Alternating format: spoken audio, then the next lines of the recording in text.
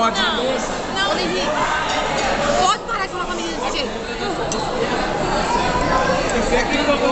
Já não chega, irmão. Não, eles sai, tadinho. Ai, que judiação. Você vai ver quando for chegar lá em casa, quando eu vou fazer você, você vai ver. Toma logo, Tati. Tati, põe a boca aqui e toma. Me aguarda. Eu já falei pra Sara que quando o Paulo Henrique ligar lá na sua casa e falar assim, chama o Thiago. Não chamo não, peça por favor. É pra falar desse jeito. Não chamo, peça por favor. Se ele não pedir, você pode desligar o telefone na cara dele.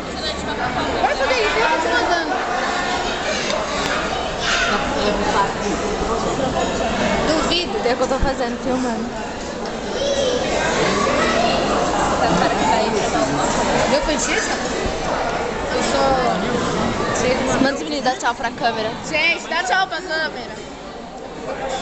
Não, meu filho. Tá com quem? Tá com você? Não tá comendo não. Nossa, olha o Pô, Paulo. cadê a câmera? Tá comigo não. Oxê, tá no meu bolso.